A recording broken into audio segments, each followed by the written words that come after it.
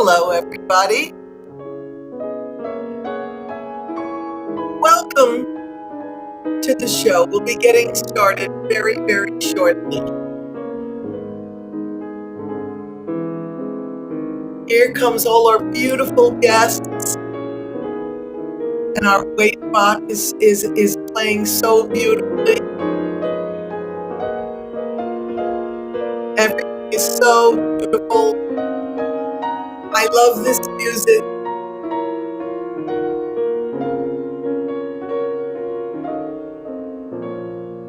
Isn't it beautiful, the wait bot? Sometimes the wait bot music is a little strange, but this is kind of cool. And right now, before our guest gets here, oh, I've got a hiccup in my audio.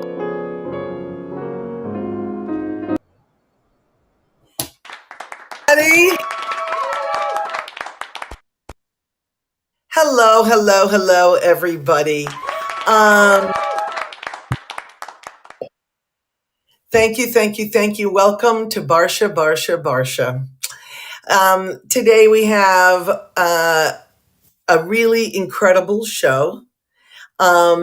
We have Victoria Theodore, okay, who is basically just an incredible pianist, a friend of mine.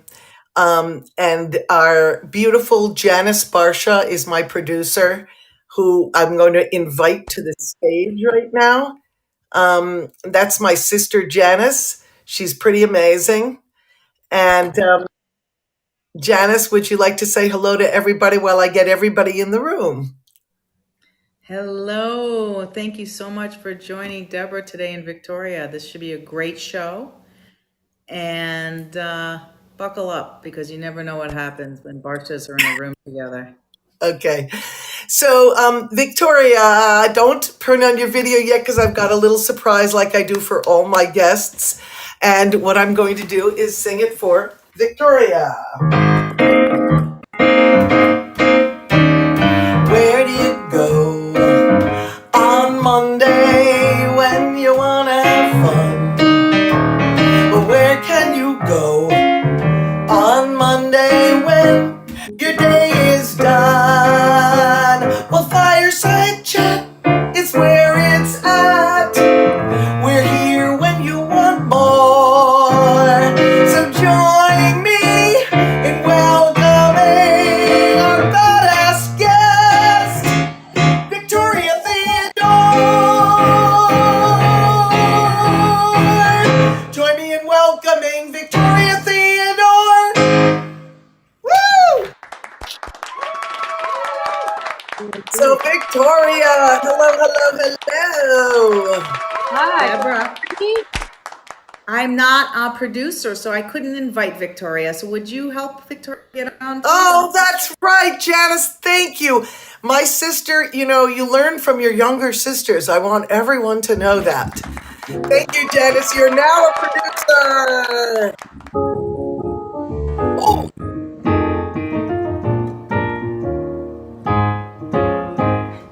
Now, I want you to understand what Victoria just did.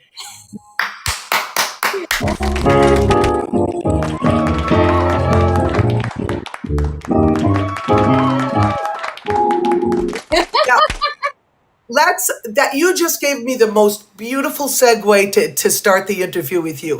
Let me tell you, my dear friend Victoria Theodore, we were in a room at the Donna Summer musical. It was called Summer, the Donna Summer musical. Victoria was on Broadway. Victoria was the music director as well as the in-house contractor, which meant she was in charge of everyone's payroll. And as you might know, in theater, we don't have open air pits a lot of the time. What we have are the band is in a completely different place. And Victoria and I had our own little room with a bathroom where we played our keyboards from. Victoria was keyboard 1. I was keyboard 2, which had all the hard string lines. Yes, they did. And when I knew I was going to, now I knew Victoria, and this is where we're going to start her bio. I knew Victoria because she was Stevie Wonder's piano player on tour for 7 years. I would like Victoria to please tell us about the audition for Stevie Wonder. Please, can you tell us what that was like? It was completely crazy. So flew to Los Angeles. I lived in the Bay Area, San Francisco Bay Area at the time. Flew to Los Angeles, and I only had a Walkman with a CD Walkman to be able to try and listen to songs, to try and learn as many as I could. But then I get in the audition room, and it had nothing to do with that. He only did like fusion jams that you'd never heard before. So you just had to listen and then play what you heard. No sheet music, no clue ahead of time. And so that's a skill set that I've honed. So I just heard what you played as the intro, and I loved it. And so I jumped in. I'm like, why not? That's the kind of ears she had. So in other words, if they would say to you, play I Just Called to Say I Love You, what would you do?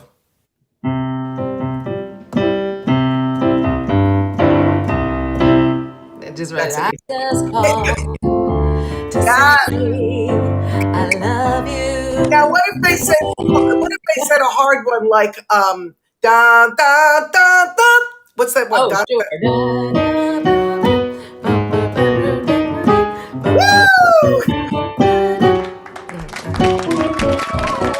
In the world and always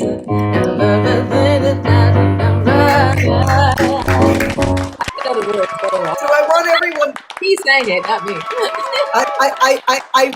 I have to admire Victoria's ears because she had to spend 4 days in a hotel room while they weeded through the audition process.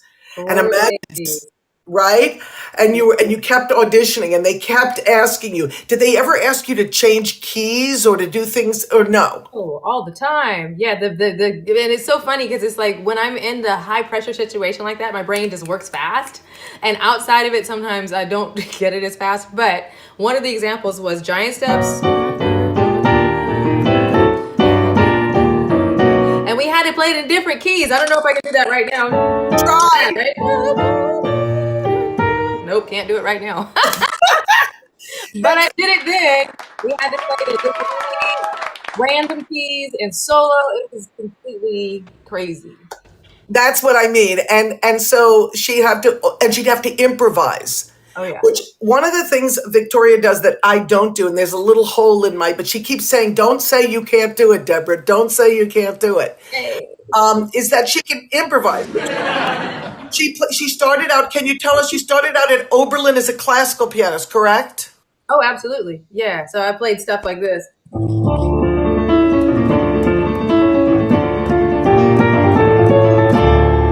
Schumann. This is. I wish you could see my hands, but I don't have my camera set up so you can see my hands. Oh yeah, I wanted to see your hands. I know. My hands aren't even doing anything.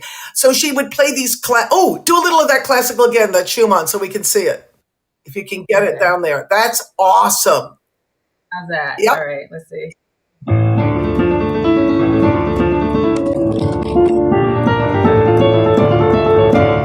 Yes. So just so everybody knows, so Victoria's never been on Fireside, but when you hear those little claps and you hear that little party hat little theme that just happened, it cuts out your audio. So wait for it like a real show. You could wait for it. So here's what happened. I asked Victoria because I knew a lot about Victoria's bio. I knew what she's done. And I looked at her website when I knew I was going to be working with her. So walk us through a little from going to Oberlin and how you got to play with Beyonce and Stevie. Can you give us the stepping stones of that? For sure. So it starts with the fact that when I was a little kid, like 2 years old, a baby basically, I had a toy piano and I taught myself songs that I heard on television from that young age and just started making up songs based on other songs. So I was always improvising and always using my ear from the time I was really, really young. And then I started with formal lessons when I was 12 and fell in love with classical piano and became a really good reader because of it. And so I had developed both sides sort of organically. I just loved to hear something on television. Like I really remember Oops, I'm sorry, my sound or my keyboard went away. Come back. All right, I'll keep talking while this hopefully will come back. I was gonna play. Keep your keyboard on. We want you to keep playing. I love it. There we go. So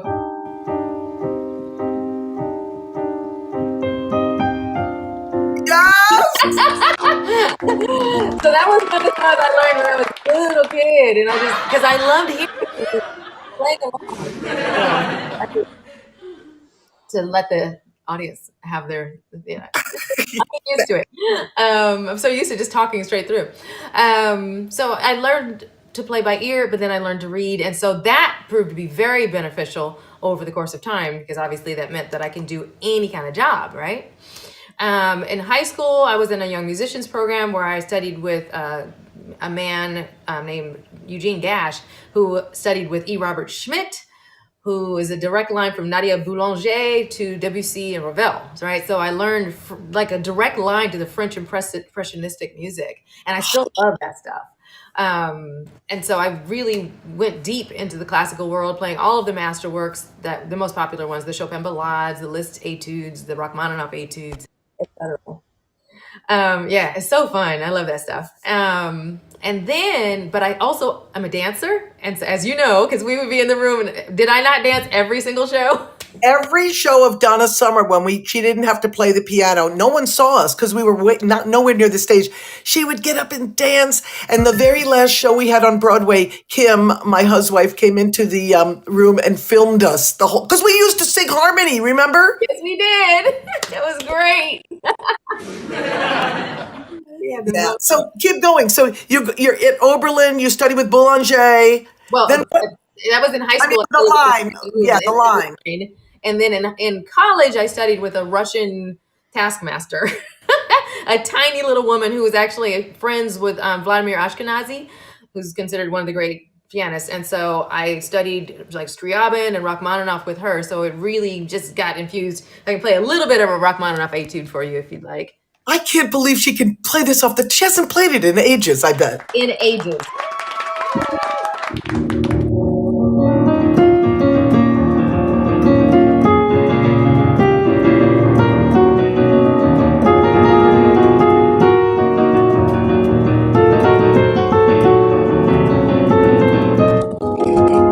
That's enough. Okay.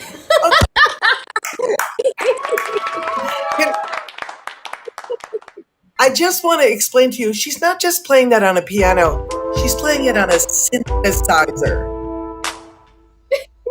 Okay, so that's a person playing on a synthesizer. It's very different action than a piano is, just so you know. So she's actually, her brain is doing so many things at once, I don't even want to tell you about it. Okay. So, okay, so now you did that, and then let's talk about something amazing, and I swear we'll have a Q&A later, but let me really keep Victoria up here like we're doing, because it's so fascinating. I'm sitting at the TV. For those of you that haven't seen Tick, Tick, Boom, the movie, it's about Jonathan. It's one of Jonathan Larson's musicals, and it got made into a movie directed by Lin-Manuel Miranda, which we're going to get into in a second. And I'm looking at the movie, and Victoria is there playing keyboard in the movie. Now, can you talk about playing Tick, Tick, Boom? And you know what's so great is that you were a character kind of in the movie. What's it like working with Lin-Manuel Miranda, and also what the experience of the movie Tick, Tick, Boom? Go ahead. Well, first of all, Lin-Manuel, everybody knows he's a genius, right? That's just the common knowledge.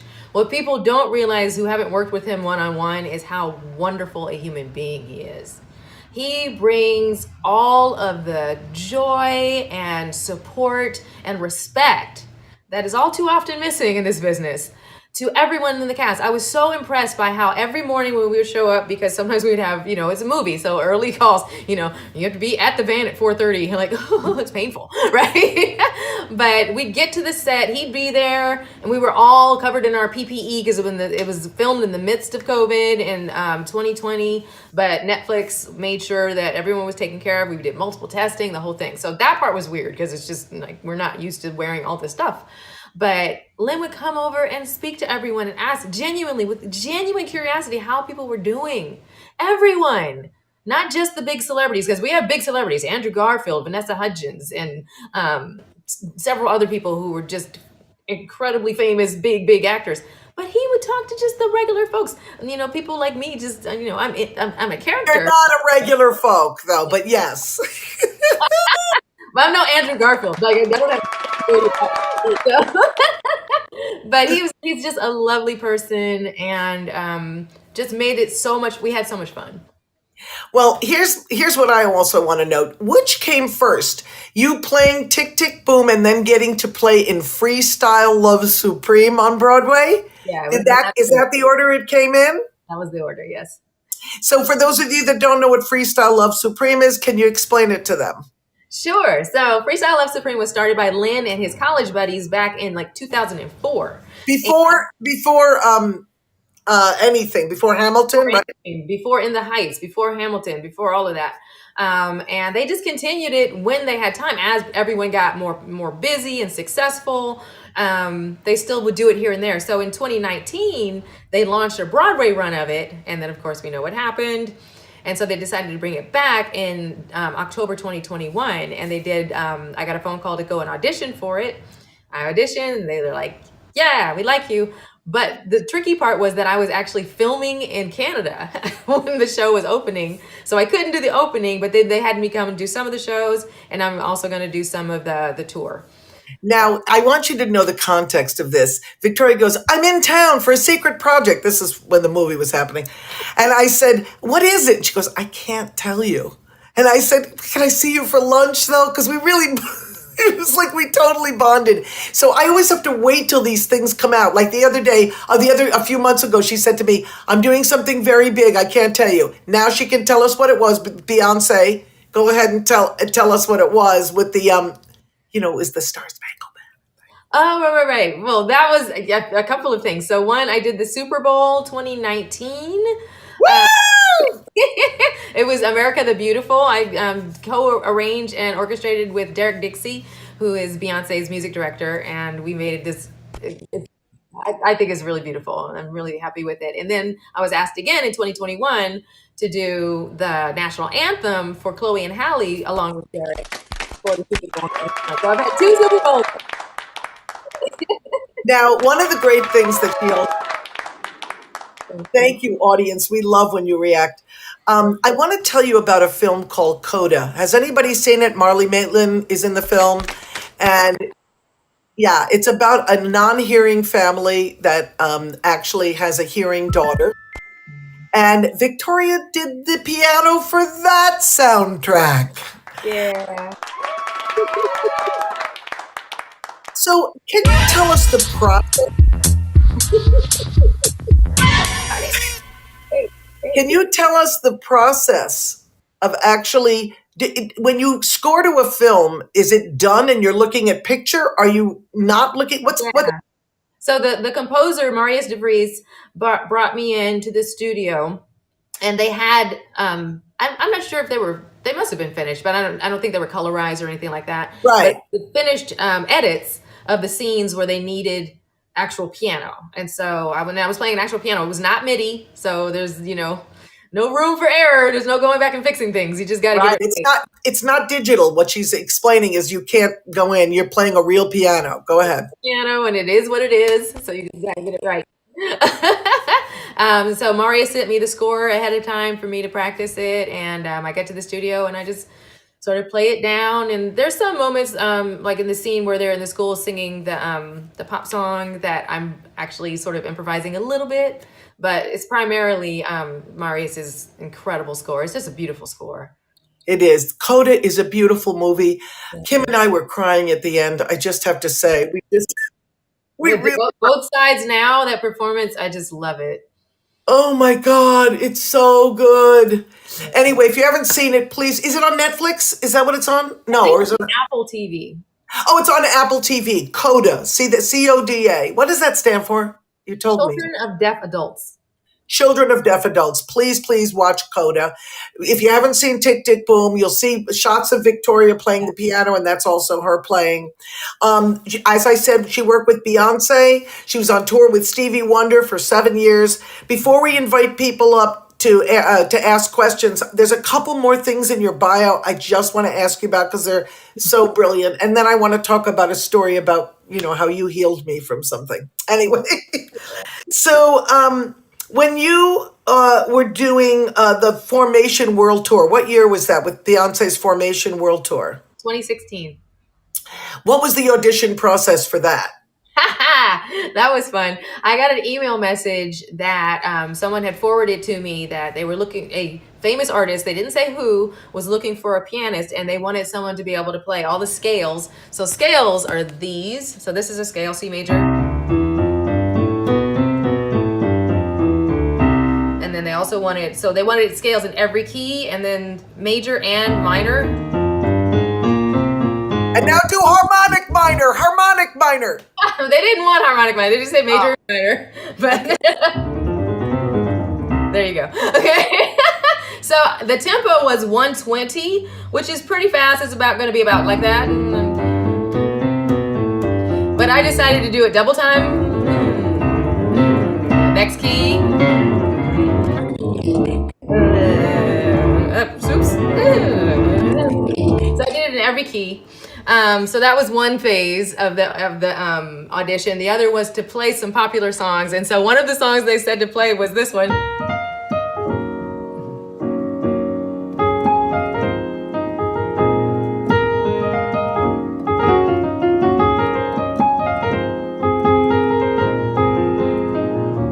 That's Ribbon in the Sky by The Stevie. Sky, Stevie. So, I already did that one.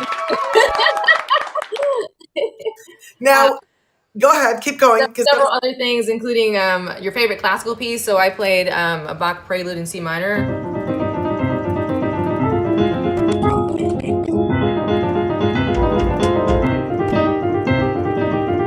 All right. And a couple of others. The fact that, you're like, the fact that you're just pulling it out of your brain and saying, this is what I did this. It's like, see, she gives new meaning to spontaneity. This is why I love Victoria. And I'm going to tell you, I'm going to tell you the story now before we go on. Anyway, you got the job. Yes. Okay. Victoria. The very next day. And how long were you on a tour of Beyonce? We left California in March 2020 and got back in December. Wow. So now hold on a second. You had Donna Summer what year was that? Beyonce 2016. Donna Summer started in 2017. Got it. I'm tucking in these white things because they're driving me crazy on my neck. Sorry. Okay, so we get to Donna Summer, and right before Donna Summer, guess what Victoria did? Not right before. Victoria was in the reboot of the Arsenio Hall show that was going to come back. Can you tell? She was going to be like in the house band. Yeah. Did you? That was in 2013. Did you get to do any shows with Arsenio? Oh yeah, we were on the air for 8 months. Oh my God! So that was before Beyonce. Oh, that kind of exposure on television is what got you to Beyonce, which got you to Stevie, or is it the other way? So Stevie was first. Okay. And then after I actually left Stevie to do the Arsenio Hall show, because I figured how often you get a chance to play on a late night show, and I just wanted to do that. And it was fabulous. I loved every minute of it. It broke my heart when they canceled the show, but What are you going to do? TV is what it is. And then Beyonce came after that. Okay. And then Donna Summer came, which she had never done Broadway. Okay. And she just jumped into that, which I want to talk about the spirit of Victoria Theodore. Fearless, joyous, just completely supportive, team player, but star. You don't find a lot of people like that. We instantly bonded. And one of the things she did to me, and I'm going to show you, I was having a problem with somebody because somebody was asking me to play the in Last Dance, there's very fast Whatever it was. It was runs. And I said to really hard. Victoria, I said, you know what? Is this the right fingering? And she came in, looked at my fingering. She changed a couple of things for me, which really helped out because she's such an incredible pianist. And then I kept freaking out. And she said, let it go, let it go. And then finally one day she walked in and she went like this, Deborah, you see this? I said, yes. She goes, and that visual made me let it go. And then I could play it. Right, Victoria? Yep. I just walked in and she just dropped the pencil, and that was it. And that's what I mean by being supportive and amazing. Okay, so now we are at the Q&A portion. If you would like to come up, please send us an invite. And the way you send an invite is you hit your little microphone at the bottom there, and we'll bring up like 2 or 3 people at a time. If you don't know how to do it, actually, I think it's your little 2 white lines that you do it with, and you can be invited, or send us a little thing in the chat. And the way you do that, oh, look who we have. Janice, thank you for bringing up 2 people. Let's just keep those 2 people on. Sheila Ray, one of my collaborators. First of all, do you want to ask Victoria a question and be on video or just audio? Am I talking? You are talking. Say hello to Victoria because I love her so much.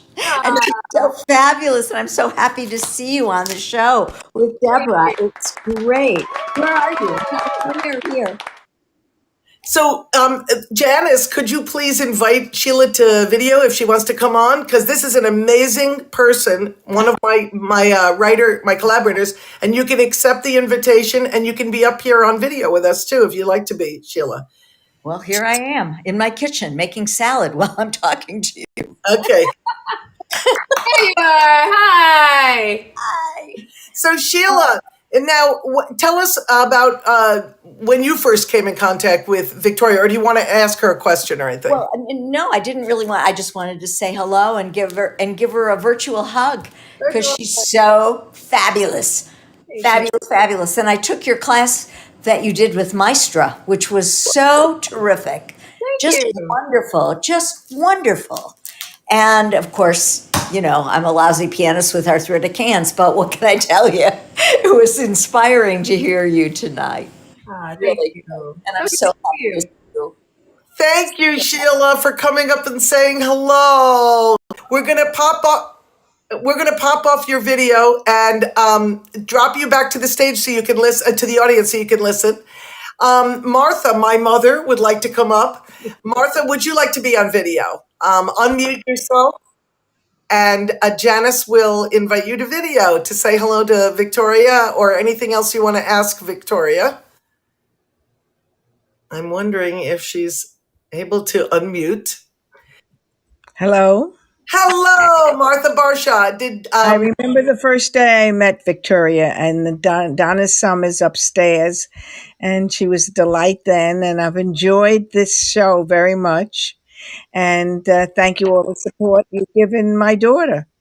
And you are the greatest talent, and I appreciate your talent.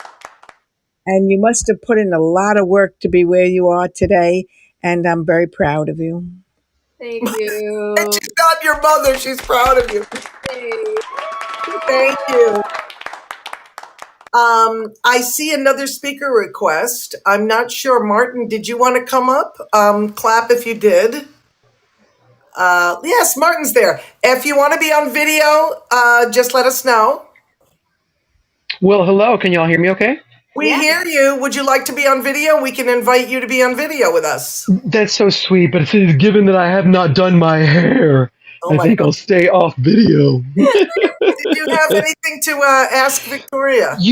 I have to say thank you to you, Barsha, and to your guest, Victoria, for having such wonderful guests and being such a wonderful artist who is aware and knows these great guests you've been having. And thank you, Victoria, for taking part in this kind of experiment they're on. This is also a yes and for social audio, which really does, I think, connect us in ways that are so rare. And it reminds me of the question, the impetus for the question that I've got. I was in Jimmy Jam and Terry Lewis Clubhouse room twice now, and to be a fly on the wall when you're in the presence of just amazing musicians or people who you revere in some manner or other, from the screen or from, again, music, it's just something quite special. And I can't help but ask, again, both of you, not just Victoria, but you, Barsha, also, in either order, what is it like working with these amazing artists when there's just downtime and stories are happening, or someone just could just Stevie just riff on the piano when they're just hanging out? I mean, I can just imagine the moments where you just bask in the glow of these amazing people and their talent. I just can't help but wonder how awesome that. Well, you could give a story, Victoria. You probably have a lot of Stevie stories. Go ahead, or whatever. Oh, for sure. Yeah, Stevie, he's such a wonderful example. Actually, both of them are great examples of work ethic. So Stevie has, he can afford to have staff. So his staff brings a keyboard everywhere he goes, and he will sit down and play. He practices every day. Every day. He's a superstar. How many gazillions of dollars? Who knows? Super successful. But the work ethic remains. And so that was very inspiring for me to observe and to implement as best I can in my own life, so that I try to play, if not practice, at least play every day. And he infuses it with joy every time. And that's one thing that I definitely cultivate, and has come to really be beneficial for me as an artist, that people know that when I'm on stage, I'm going to elevate. It's always going to be in service to the music and to the audience, to give them a great cathartic experience. Do you know, Martin, it's such a great question, because that's what I want to say. Victoria could be this talented and not be a great person, but to get the talent and the great person.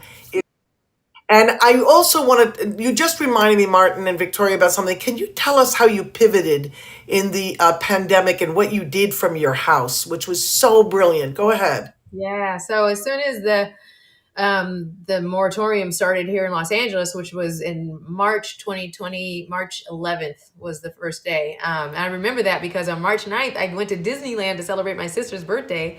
And then March 10th, we went to a Lakers game. So we were surrounded by hundreds of thousands of people. And then the 11th shut down.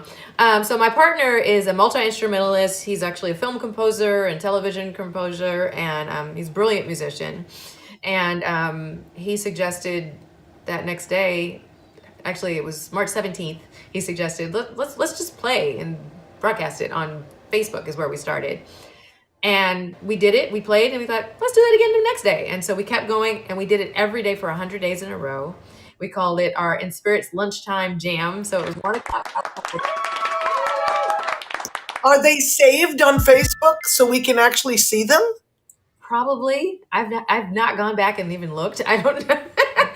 We would just make them and just, but I'm pretty sure it's still on Facebook and on YouTube. Some of the sound quality initially is not great, though. But where's the TikTok that I saw? All those TikTok videos of Beatles songs. Yeah, the Beatles songs. So the Beatles songs are both on my YouTube channel and on my TikTok, and they're both just my name, Victoria Theodore. So our friend is Orion Salazar. He's the original bass player from Third Eye Blind, and he's a big Beatle head, and he got booked to perform 3 songs for the Beatles festival that happened. What was it called? The Fab Four Con. And so he invited Dave, and Dave is my partner. He invited us to perform with him. And so we made videos and doing 2 Beatles song and 1 Paul McCartney, 1 John Lennon, 1 Beatles. So. And if you go to TikTok, is it Victoria Theodore on TikTok? Victoria Theodore, yeah. Okay, go to Victoria Theodore on TikTok, and you won't believe these videos of Beatles songs. They're amazing. By the way, I pinned the link to your website on the fortune cookie that's going by. If anybody wants to go to victoriatheodore.com, she keeps it updated. She'll tell you what's happening. And that leads me to the next question. Tell us about Marion Anderson. And Marion look at you. Anderson. So Marion Anderson is the first Black woman to sing at the Metropolitan Opera in New York City. She broke a lot of glass. Yeah, right. She was a big star in the 1930s and was in Europe and made more money than just about anyone in the world, which was just astonishing for a Black woman in that era. Right. She came back to America in 1939, and like I said, she was the biggest star in the world, one of them, and wanted to perform in Washington, D.C. The only venue big enough to hold her audience was going to be Constitution Hall. However, it was run by the Daughters of the American Revolution, which That's right. was the female arm of the KKK, and in their charter was no Negroes.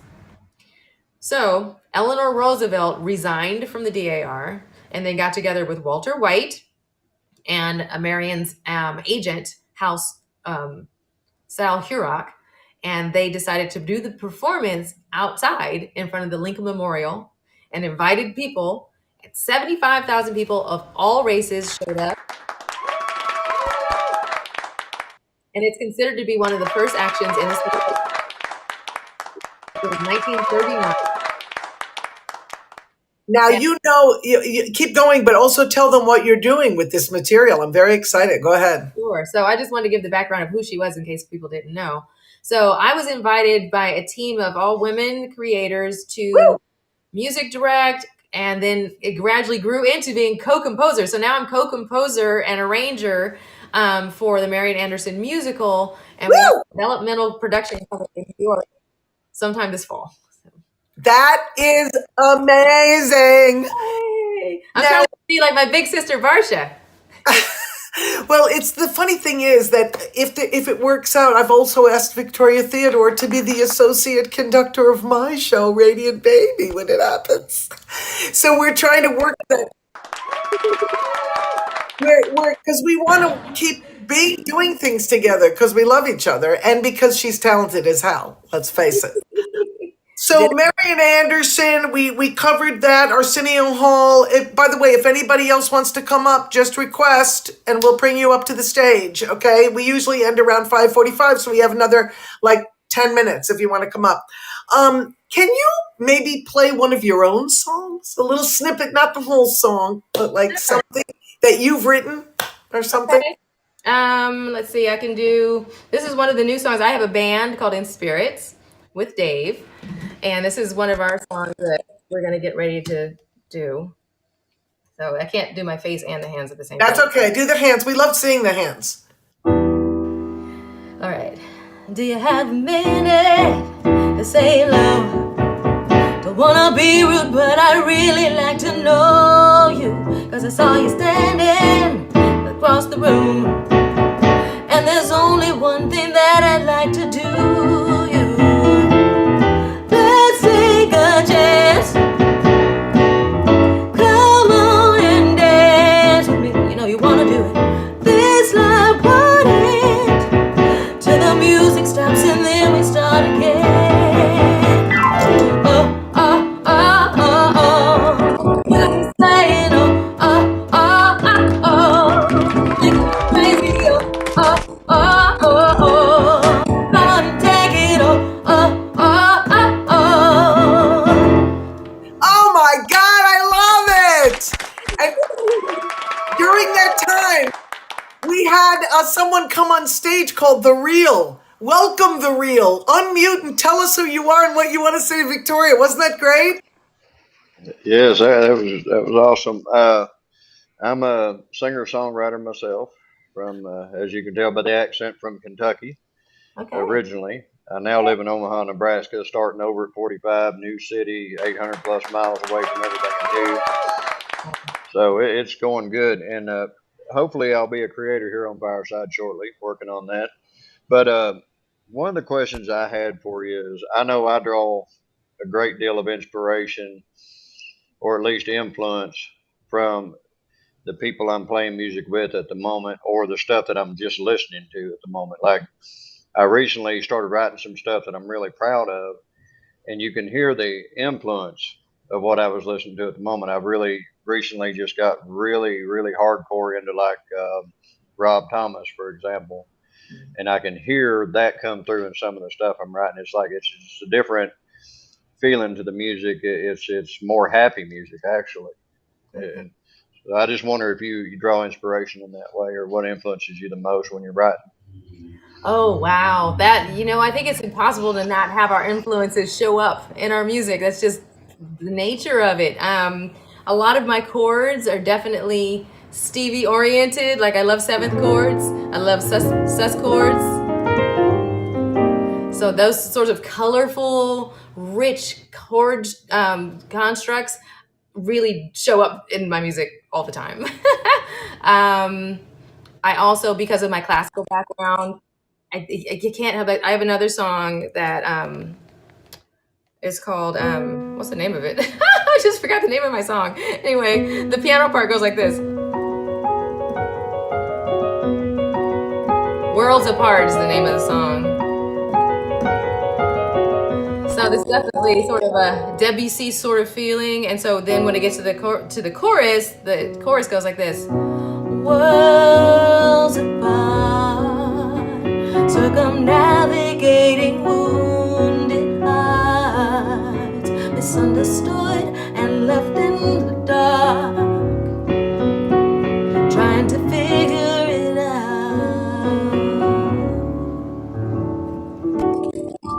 Right, so really rich words.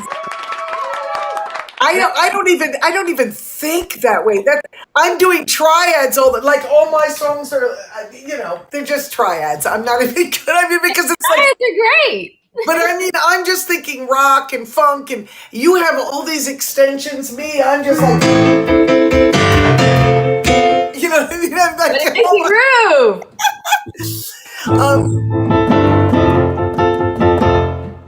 do you see that? He can hear anything and play anything back. That's what I want you all to know.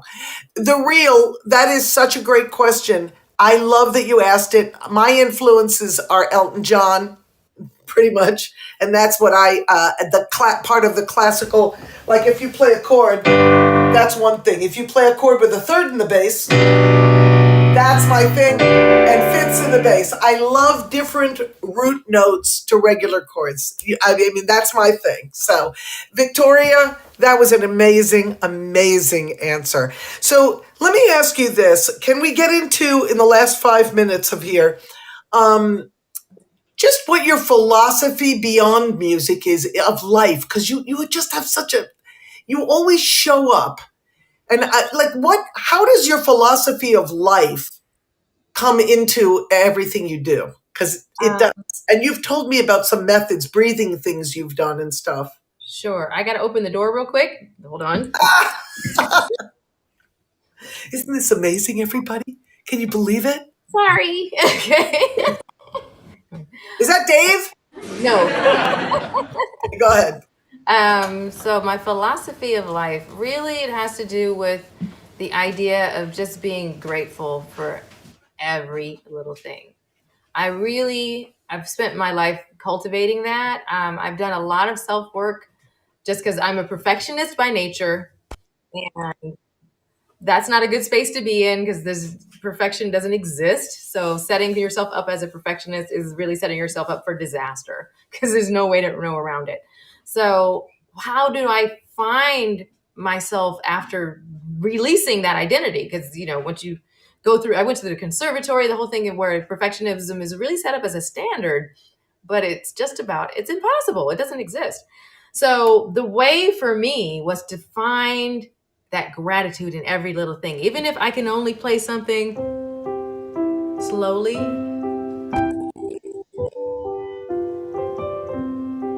right? Until I can play it. Until I can play it with fluidity and just be okay and accept and love the fact that I can play anything and that I can make all these wonderful sounds and connect to people and elevate people. To be able to play and have someone's state of being shift because of what I played, it's such a gift. And I'm really, really grateful for it every single day. I meditate, I do yoga, I work out, I write poetry, so I try to do all sorts of things that keep my mindset right, because mindset is really everything. I'm technically a little bit of a cynic in terms of I'm not really into magical thinking to the highest level. There is a little bit in there though, Yeah. in terms that I really am careful about what I say, because I think that our minds are very malleable and react to, when we're very negative, our minds take on that. And when we're very positive and encouraging without being, thank you. But Do you always think? in the face of genuine. It's got to be genuine. If it's not genuine, then don't do it. You know. Yeah. Do you? And I would just this. I've really been dying to ask you this as you've been talking. What about your upbringing? How are you brought up in the relationship when you said I'm a musician, or how did it come to be that you became a musician and they supported you, or did they not? Oh, I'm so lucky. My mother has been my biggest fan and support from the beginning. Like there was never a time that she said, right? And give it up to my mom. I mean, Woo! it's the best. So, yeah. So anytime I had to, go to anything or audition or needed equipment, and she was not a wealthy person. I mean, we were on food stamps for a little while. She was self-employed seamstress and tailor, and we lived with my grandparents for a little while. So it was a little, we were financially struggling for a while, but she never let that be an impediment. She'd find a way. She'd go to the church. She'd go to her community. She'd go to the NAACP, just whatever she had to do so that I got a hand-me-down piano. And then my family got together and got me the Steinway that I have right there. Yeah. So just, a lot of support. And my dad is actually a pianist. He doesn't read, but he's got a photographic memory and an amazing ear. So thank God I got his ear, that I can hear things. I don't have the photographic memory, but that's okay, Well, I first of all can't wait to see you again whenever you're doing some secret. Because by the way, are you in San Francisco or LA right now? I'm in LA right now. I was in San Francisco with Freestyle Love Supreme, and then for a couple of the shows, and now they're doing the tour, and I'll be back with them again in the summer. But I'm in Los Angeles right now. Dave and I are working on our album. I just did another 2 sessions filming for a television show and a movie. That was this morning, was for a movie. I'm doing a musical in Kentucky in May. Can you say what it is? Yeah, it's called Still Ready. Okay. They don't have anything online yet, but And where in Kentucky? At Lexington. Wow, what's the theater? Lexington. I don't remember. I love it. Well, you are to me an inspiration, a peer, somebody that I am lucky enough that you came into my life and we became friends as well as artists together. I respect you on so many levels, and I thank you so much for being here. This means a lot to me, and I'm Absolutely. yeah. It's a pleasure, and the feeling is absolutely mutual. You inspire me. I absolutely am just in awe of all that you have done, all that you do, all that you are as an artist and as a human being. And I'm so glad to call you my sister from another mister. And Well, we're in the room together and we can play some music. yeah, let's get in a room together. Thank you, everybody in this audience. Jeff, Woody, Kathleen, Martha, Sheila. Look at all these people that were here. Oh my God, Colleen was here. Oh my God. Colleen, Charlotte, Dina. Thank you, everybody, so much. Watch our show on Mondays at 5, Victoria Theodore. You are my heart. Thank you, Janice. Thank you, everybody.